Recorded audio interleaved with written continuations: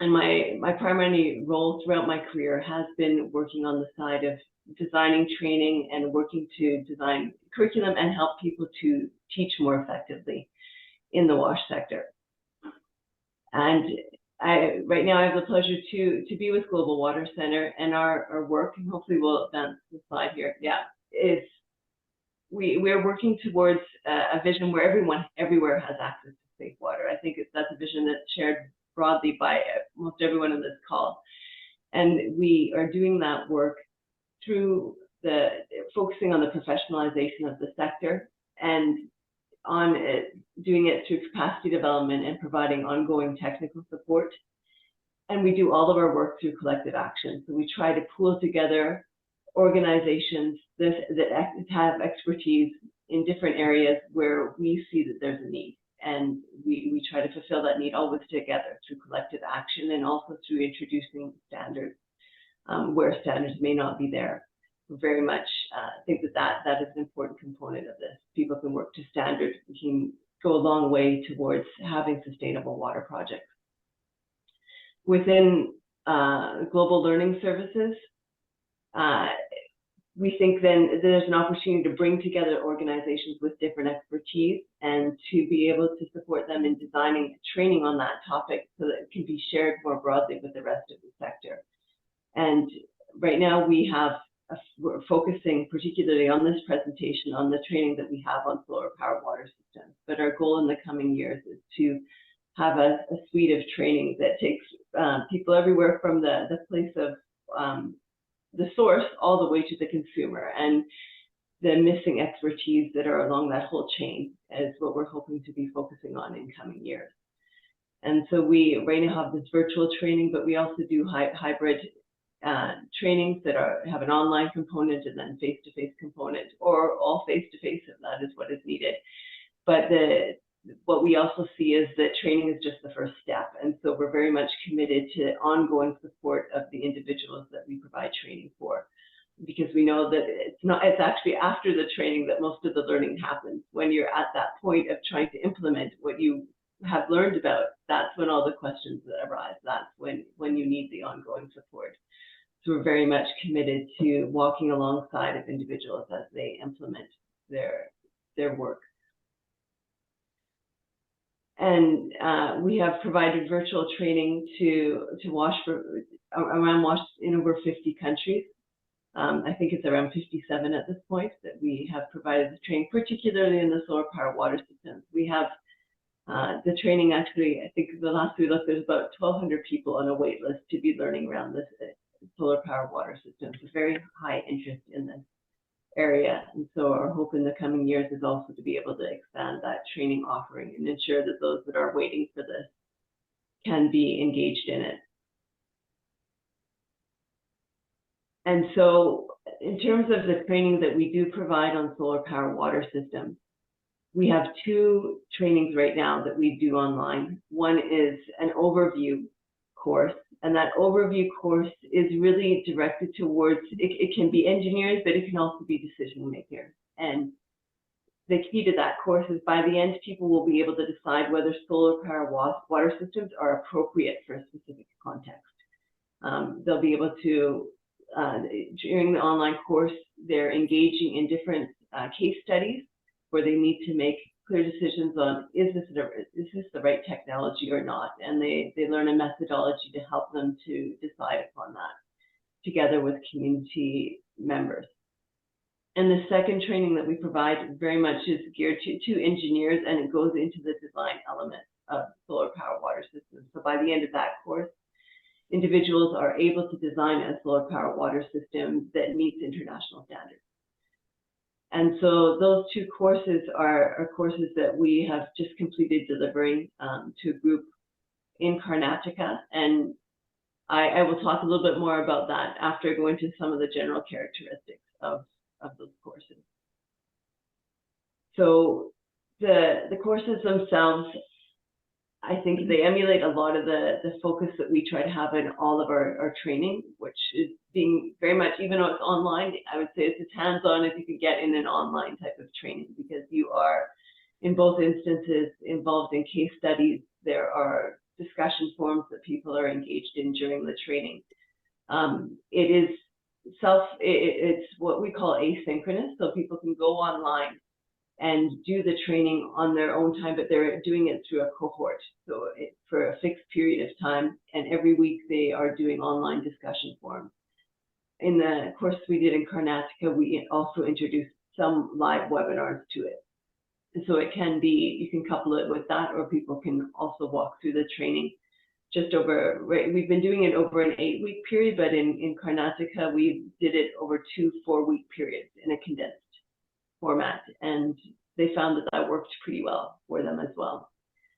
And we have expert facilitators that are moderating the discussion forums. So people with considerable experience in solar power water systems are the ones in the background that are moderating the discussion forums that are occurring.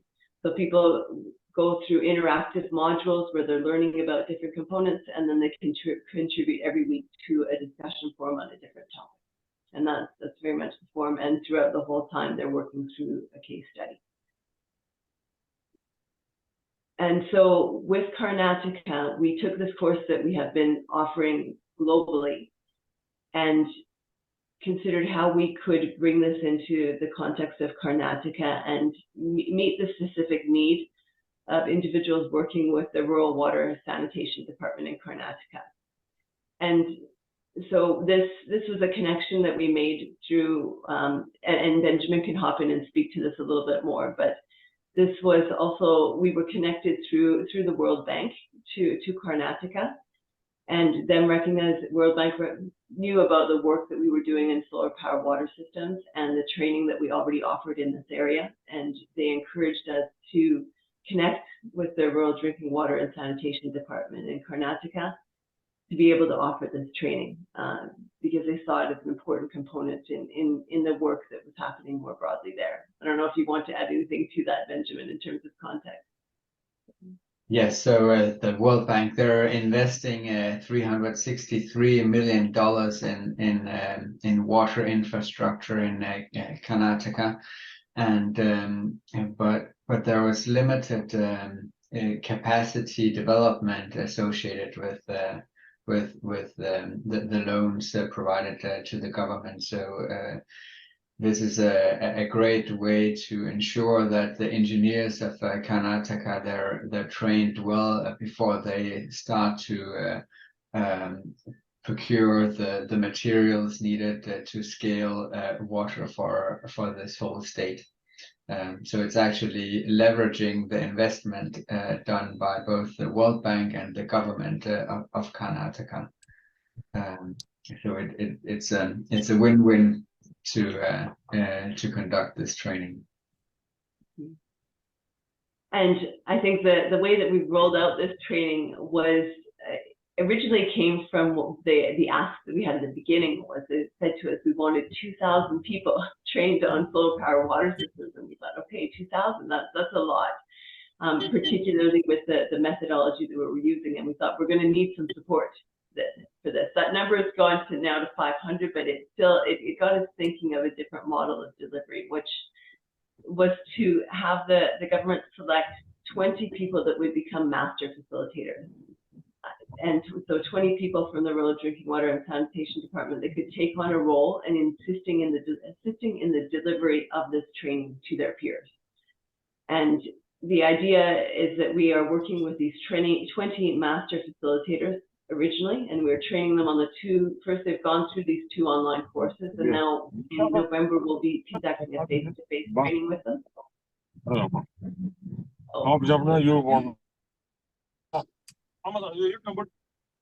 Not sure if there's a question or she keeps going.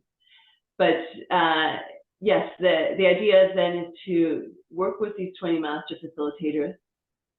They've gone through the courses now. They just completed last week the 2nd online training, and we'll be doing a face-to-face training with us in November.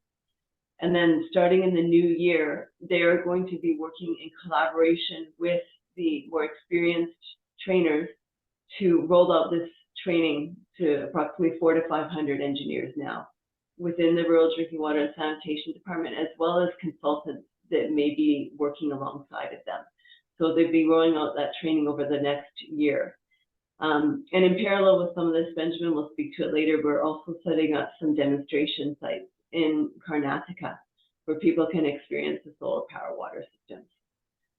And as I've mentioned before, there's also a component to this that will be the ongoing virtual support and in-person support and mentoring. Once that training is completed, we know that then that will go into a phase where there will be implementation and people will have questions and need guidance. So that's also contemplated in this work. So going into that in a little bit more detail, we asked the Rural Drinking Water and Sanitation Department to select the master facilitators, and they selected people from each region that are involved in this training. We've completed that online training, and as I mentioned, now we'll go into the face-to-face. And we also have we have a actually large group, larger than usual, of trainers that are working with them. We have one trainer that is based in Dubai, and he has worked with the World Bank on designing training related, or designing a manual related to solar power water systems.